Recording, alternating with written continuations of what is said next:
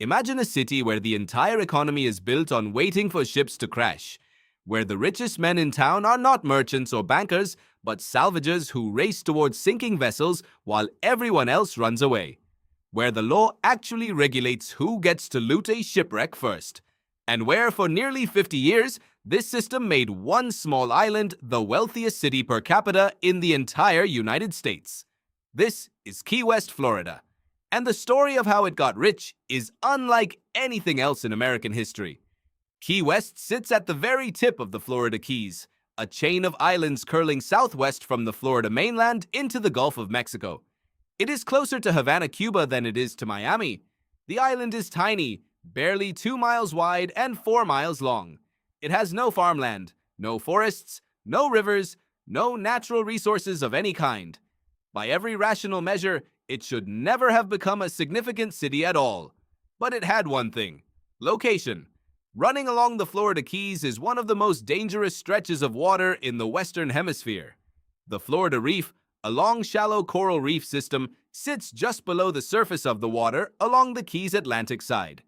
In the age of sail, every ship traveling between the Gulf of Mexico and the Atlantic Ocean had to pass through the Florida Straits, a narrow channel directly above this reef. The currents were unpredictable. The reef was invisible from the surface, and ships ran aground on it constantly. In the early 1800s, the waters around Key West were littered with wrecked ships, cargo ships, merchant vessels, military ships, passenger boats.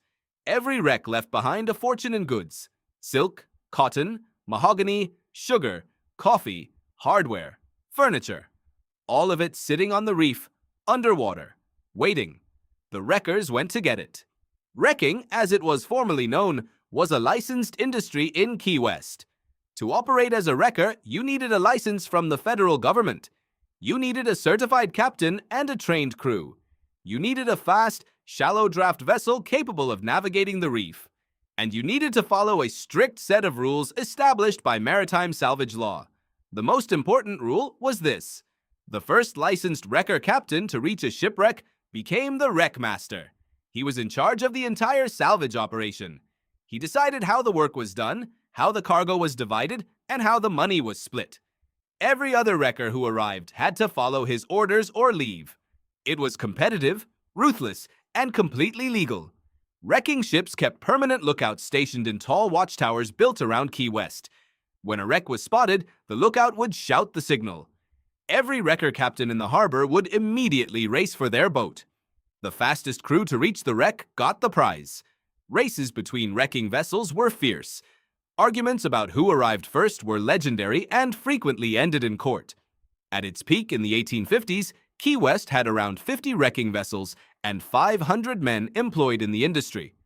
The city had a federal court specifically to adjudicate wrecking disputes. Judges became experts in maritime salvage law. Auctioneers sold salvaged goods on the docks within days of a wreck. Warehouses lined the waterfront stacked with rescued cargo. Key West was a machine built entirely around other people's misfortune, and it worked extraordinarily well. By 1860, Key West was the wealthiest city per capita in the United States. The grand homes of successful wrecker captains still line the streets of Old Town today. The money built churches, schools, and one of the finest courthouses in Florida. But the wreckers were not simply pirates with paperwork. The law required them to save lives first, cargo second. Any passengers or crew aboard a stricken vessel had to be rescued before a single piece of cargo could be touched.